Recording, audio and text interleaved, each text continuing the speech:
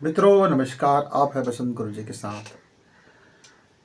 मित्र, एक समय मैं ट्रेन में सफ़र कर रहा था और जा रहा था, लंबी दूरी का सफ़र था। सेकंड क्लास में बैठा था। वहाँ मुझको दो ऐसे साधक मिल गए। एक मौनी साधक था और एक बकबक साधक था। अब मैं पूरे के पूरे 48 घंटे तक मैं परेशान हो गया। मैंने बोला बाप रे, ये आदमी मौन है और इतना बोलता है, बस मुंह से नहीं बोल रहा है, लिख लिख के जा बोले जा बोले। अच्छा, और ये बकबकी आदमी है, ये सुनकर भी अनसुना कर रहे, कुछ नहीं समझ रहे, और दोनों बड़े साधक थे। मैं क्या बताऊं।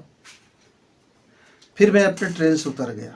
फिर एक बार मुझको पद यात्रा जाना हुआ बाबा धाम। वहां भी मैं एक मौनी से पाला पड़ गया। अब लंबी दूरी था, पैदल चलना था। वह व्यक्ति दिन भर मुझको ऐसे ऐसे पकड़ते और कुछ लिख के बताते, कुछ को बोल दो, फिर मुझको ऐसे ऐसे कुछ करते और फिर लिख के बताते, उसको कुछ बोल दो।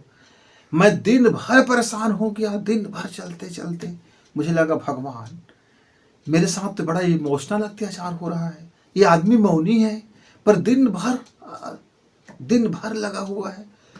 और ये विश्राम जहाँ हम करते थे, एक तो दिन भर का थका, पैर एकदम थका, इतने थक कितने चूर हो जाते थे पैदल चलते चलते कि ऐसा लगता था कि भैया कोई मेरा गला भी काट लेगा तो काट लो यार, इतना थके हुए। अब वो आदमी बैठता, फ़ोन से उसके घर से फ़ोन आता उनके व्यापार का, और वो फ़ोन मुझको पकड़ा देते, बोलते बोल क्या बोल रहे बताओ। अब मैं बताता हूँ उनको, ट्रांसलेट करता, फिर वो लिख के देते, फिर मैं बोलता, फिर वो लिख के देते, फिर मैं बोलता, उधर से लोग बोलते। मैं बड़ा परेशान हैरान हो गया। घर लौटने के बाद मैं सोचा ये मौन व्रत किसने निकाल दिया भाई, ये क्या मौन व्रत है। फिर मौनी, फिर ख्याल आया बचपन एक बार घर में मेरा साधु आया था। घर के लोगों ने बताया कि आदमी मौनी है। अच्छा, तो मैं बोला ये जीवन कैसे चलाता होगा। बोले कि मौनी है ना, ये मुंह से नहीं बोलता है, तो ये लिख के दे देता है, इसको दूध चाहिए, फल चाहिए, पैसा चाहिए। अच्छा, मतलब जो चाहिए वो लिख लिख के दे देता था। हाँ, तो मतलब इससे तो अच्छा मेरा घर का कुत्ता है, जो मौन रहता है तो मौन ही रहता है, कुछ नहीं बोलता है, वो कुछ मांगता भी नहीं है, कुछ नाचता भी नहीं है। मेरे घर का बिल्ली है, वो भी मौन रहता है, खाया है, पेट तो भरा रहता है, लेकिन जब जरूरत हो जाए तो म्याऊं म्याऊं बोल देता है। ये भी कभी कभी भौं भौं बोल देता है।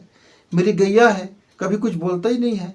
जब जरूरत हो गया, अपने बच्चों को बुलाना है, बछड़े को, तो रंभा लिए, कुछ बोलते थोड़े है, आवाज दे देता है। बोले नहीं नहीं, ये मौन व्रत में है। अच्छा, तो मौनी मतलब क्या। अब मैं बड़ा झंझट में पड़ गया मित्र। ये मौन के चक्कर में तो मैं घन चक्कर हो रहा था। तो धीरे धीरे मैं कुछ साहित्यों का अध्ययन किया, मौनी बाबाओं का अध्ययन किया। एक आश्रम में गया जहाँ मौन ही मौन लोग रहते थे, लेकिन इतना वहाँ झगड़ा था, इतना टंटा था कि उससे ज़्यादा तो झगड़ा मेरे मोहल्ले और मेरे गांव में नहीं था। जो बकबकी लोग होते हैं, झकझकी होते हैं, बोलते रहते हैं, दुनियादारी में रहते हैं, माया में रहते हैं, वहाँ मैं देखा वहाँ कोई माया में नहीं है ना। सब लोग घर छोड़ के आ गए हैं, सारे लोग संसार त्याग दिए हैं। पर मैं मित्रों बताऊं, मैं 48 घंटा था उस आश्रम में और मैं इतना परेशान हो गया उनके मौन को देख करके। इतना बोलते थे, इतना बोलते थे, मैं क्या बताऊं। इसके बाद मेरे एक दोस्त के में चक्कर पड़ गया। मैं उनके घर गया था, वह भी मौन में था उस दिन। अब मैं भागने वाला था, मुझको पकड़ लिया जबरदस्ती, बैठो, कहाँ भागोगे, मैं आज मौन व्रत में हूँ। अच्छा, और उसके बाद जो मैं अनुभव देखा, जो वहाँ देखा क्या हो रहा है करके, तो मुझको एक रैप म्यूजिक याद आ गया, एक गाना याद आ गया। इनके हाव भाव को देख करके मैं भी कुछ मौन हो गया। अब देखिए, अब उस मौन के दौरान आज मेरा मौन है, आज मेरा मौन है, मैं कुछ नहीं बोलूँगा। भाई बक मत करो ना यार। आज मेरा मौन है, मैं कुछ नहीं बोलूँगा। देखो तो वो क्या करता है, कैसे करता है, इधर जाता है उधर अरे भाई आज मेरा मौन है, मैं कुछ नहीं बोलूँगा। क्यों पूछते हो आज क्या करते हो। अरे भाई मेरा आज मौन है, मैं आज नहीं बोलूँगा, मैं बिल्कुल ही नहीं बोलूँगा, मैं बिल्कुल ही नहीं बोलूँगा, नहीं बोलूँगा, नहीं बोलूँगा। आज मेरा मौन है, मैं नहीं बोलूँगा। आज मेरा मौन है, नहीं बोलूँगा। क्या खाते हो, क्यों खाते हो, कैसे खाते हो, ये मत खाओ, वो मत खाओ, ये मत पहनो, वो मत पहनो, ऐसा मत देखो, ऐसा मत देखो, इधर मत चलो, उधर मत चलो, क्यों चलते हो, क्या करते हो। अरे मैं नहीं बोलूँगा भाई, कुछ नहीं बोलूँगा, आज मेरा मौन है, आज मैं नहीं बोलूँगा, आज मैं कुछ नहीं बोलूँगा, नहीं बोलूँगा, नहीं बोलूँगा, आज मेरा मौन है। देखो मेरा मौन है, मेरी मुंह मत खुलवाना, आज मेरा मौन है। मैं आज चुप हूँ, आज मेरा मौन है, मेरा मुंह मत खुलवाना, आज मेरा मौन है। क्या हंसते हो, क्या रोते हो, क्या गाते हो, तिकड़ी मिकड़ी फिकड़ी करते हो, इधर उधर करते, देखो भाई आज मेरा मौन है, चुप रहना, आज मेरा मौन है, मेरा मुंह मत खुलवाना, आज मेरा मौन है, मैं आज कुछ नहीं बोलूँगा, मैं आज कुछ नहीं बोलूँगा। हाँ भाई, मैं आज कुछ नहीं बोलूँगा। भाइयों, आज मेरा मौन है, मेरा मुंह मत खुलवाना, चुप रहना। तो मित्रों, अब इस तरह के मौन व्रत रख करके हम क्या कर सकते हैं। ये जो चमड़ी का मुंह है ना, वो तो कम बोलता है, पर मन जो बोलता है ना, वो बकबक है। तो मैंने समझा, फिर बुद्ध को अध्ययन करते हुए समझा, सुकरात को अध्ययन करते हुए समझा, और महावीर को अध्ययन करते हुए समझा, मैं कई महापुरुषों का फिर अध्ययन किया, और अंत में मैंने शिव जी का भी अध्ययन किया। शिव जी के बारे में देखा, शिव जी महामौनी, वो जब मौन हो जाता है तो कई हजार साल तक नहीं बोलता है। तो वो महामौन, फिर मौन, फिर हम लोग मौन रहते हैं, फिर ये मौन व्रत रहता है। हमारे भी गुरु जी ने कहा कि नवरात्रि में मौन साधना कर लिया करो। तो मैंने कहा गुरु जी मैं मौन साधना करूंगा तो फिर मुझको घर में ही रहना पड़ेगा। फिर मैंने घर में रह के देखा, एक बार मौन साधना करने की कोशिश की तो मन इतना बकबक, इतना बकबक, इतना बकबक, इतना झकझक करने लगा कि मैंने बोला भाई इससे तो अच्छे बोल लो। क्यों?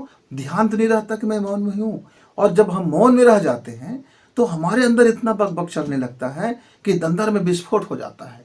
तो मुझको समझ में आया गुरुजी ने जो मौन व्रत कहा था कि ये जबान से बोलते रहो, इस आंख से देखते रहो, इस कान से सुनते रहो, अंदर चुप हो जाओ, अंदर चुप हो जाओ। तो जैसे ही हम अंदर चुप होने की साधना करते हैं, जब अंदर में साधना सब जाती है मौन का, तब फिर वो मौन हमारे लिए बड़ा शक्तिशाली होता है, बहुत शक्तिशाली होता है। मित्र, कभी आप कोशिश करना मौन व्रत रखने की, लेकिन ये वाला मौन नहीं कि मुंह में टेप चिपका लिया, आज मेरा मौन है, आज मेरा मौन है, मेरा मुंह मत खुलवाओ, आज मेरा मौन है। अब ज़्यादा आप गुस्से में हो, अब आँख यदि कुछ देखे और दिमाग यदि ना देखे तो भी देख कर नहीं देखेगा। आप देखना, कई बार आपकी आंखों से कई लोग गुजर जाते हैं, कई शब्द गुजर जाते हैं, लेकिन कोई प्रभाव नहीं होता, क्योंकि उस समय मस्तिष्क मौन हो जाता है। आपको कोई गाली बक रहा है, भर भर गाली दे रहा है, यार बहुत गाली दे रहा है, घिन घिन प्रकार के गाली दे रहे हैं, भारी घृणित गाली दे रहा है, बहुत ज्यादा गाली दे रहे हैं, इतना गाली दे रहा है कि कोई आदमी कैसे चुप रह सकता है सुन करके। लेकिन आपका मन नहीं सुन रहा है, कान तो सुन रहा है, पर आपका मन नहीं सुना, तो उस गाली का कोई प्रभाव नहीं होगा, कोई प्रभाव ही नहीं होगा।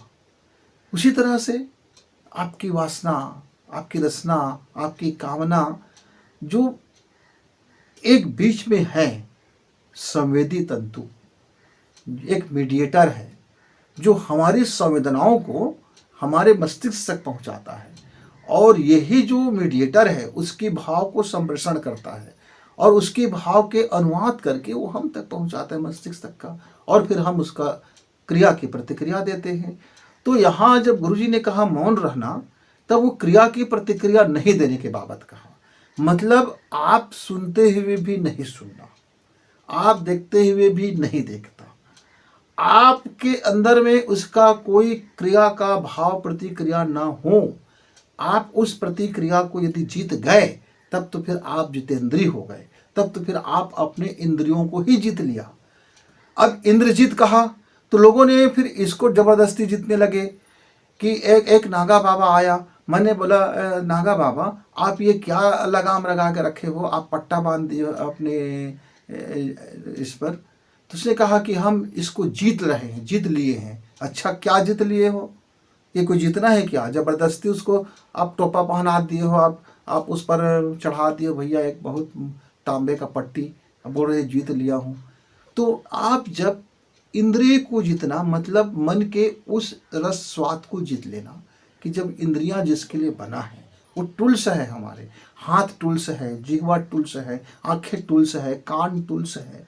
इन टूल्स का क्या दोष, आप इसको जबरदस्ती कहते हो। अब मुझे नहीं देखना है, अब गंधारी जी आपने आंख में पट्टी बांध लिया कि मेरा पति अंधा तो मैं भी अंधी हो जाती हूँ। ये भैया क्या लॉजिक है यार, है। अब उसका गाली मत सुनना, तो आपने रुई डाल दिया कान में, लेकिन मन से सोच रहे हो कि क्या क्या गाली दे रहे हैं, बताओ तो जरा। अब पड़ोसी से बाद में बोलते हो वो क्या क्या गाली बक रहा था, बताओ तो।